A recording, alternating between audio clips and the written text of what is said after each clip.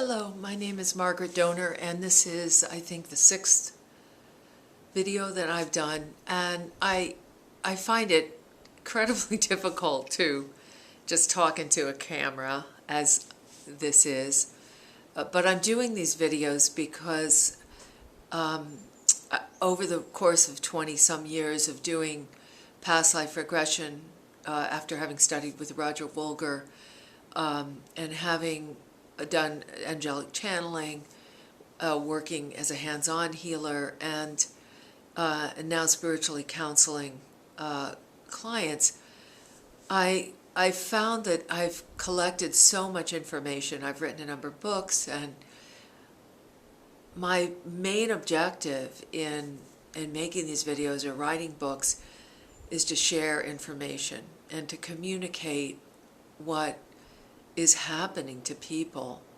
and help them in any way that I can to understand their experiences and to feel that they're not alone.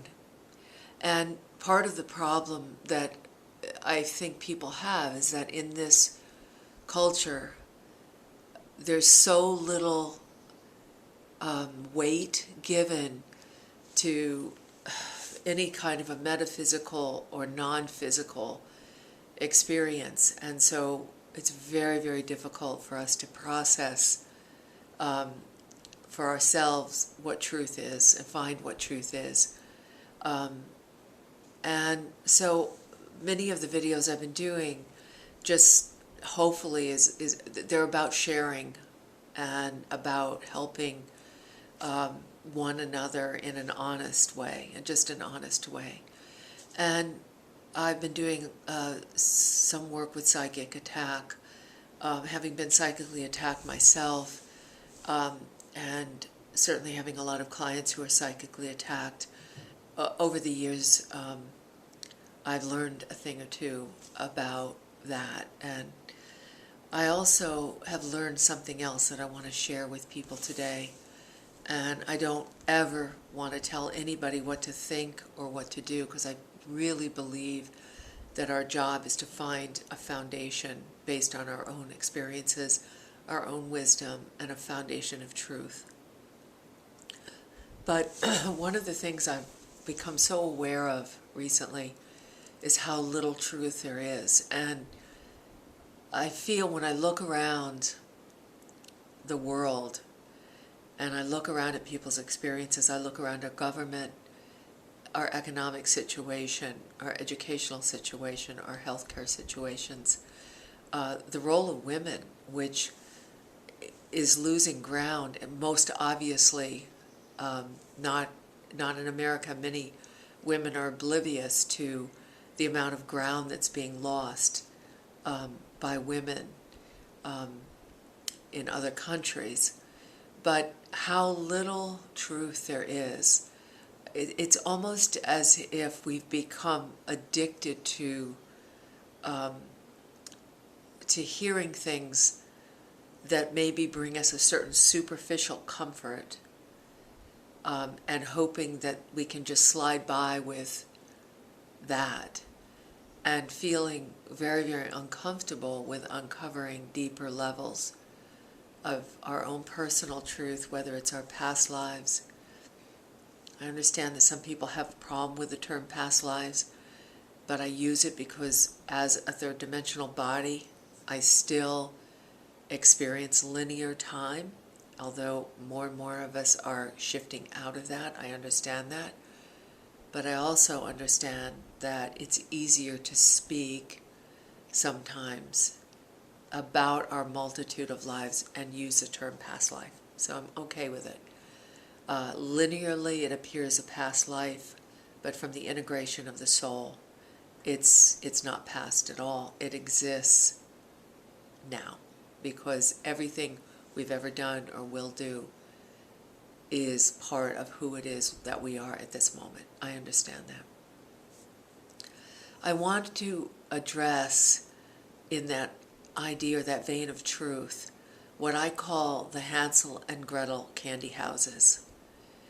And you all remember the story, the fairy tale about Hansel and Gretel, and how the witch built this beautiful house of cookies and candy.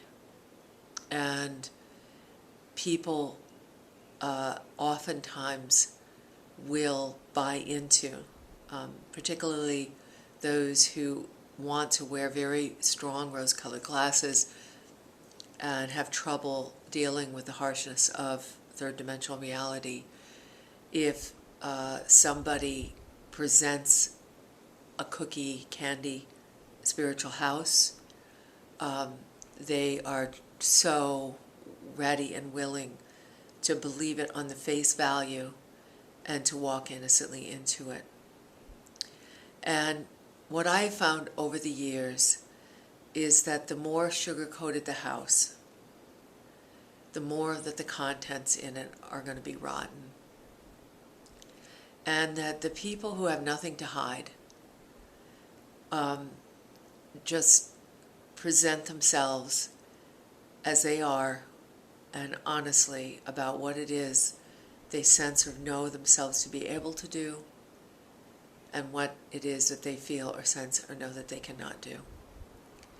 And because most of us are like kids and we're attracted to the glitterati and we're attracted to, in spiritual ways, the more frou-frou the name or what a person says they can do for you, the faster we're willing to walk into that house.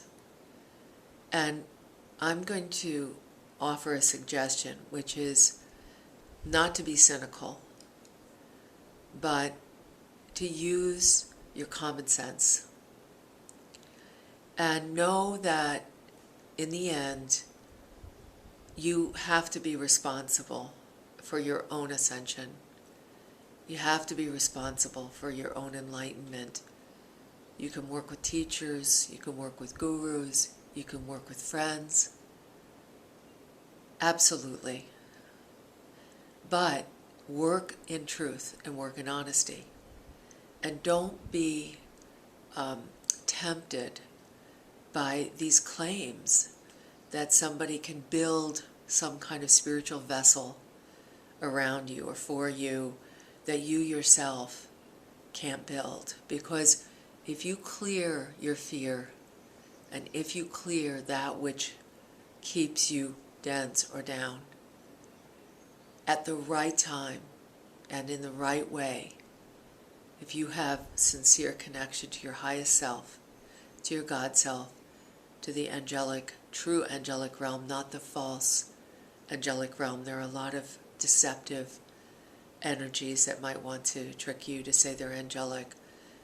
But those true angelic energies don't live your life for you. They don't tell you any, anything that is showy. It's about deep spiritual work, and you can't take shortcuts. Anything that tries to make a shortcut is probably what I call a Hansel and Gretel sugar candy house.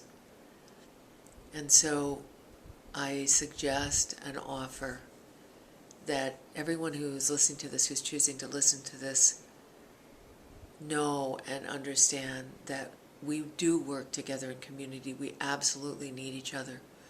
We do need teachers. The word guru just means teacher. We do need a teacher at times. We do need someone who has understanding or advice that perhaps we ourselves don't have. We can't carry everything and know everything. We all have strengths. We all have weaknesses.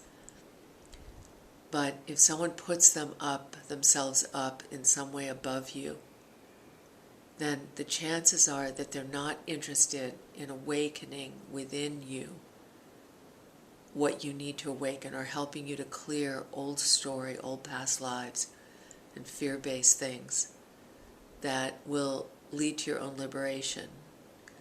They're more interested in aggrandizing themselves.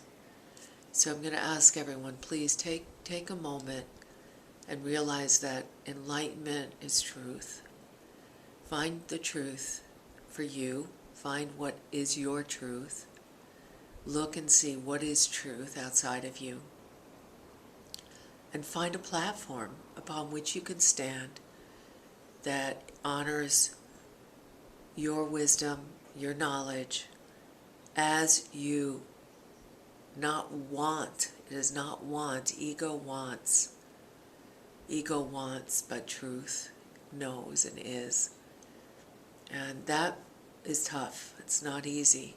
So if anyone offers you some kind of a candy house and says, oh no, I can get you there, and it'll be easy and you won't have to look at anything or question anything, or they begin to aggrandize your ego and start to tell you more and more that,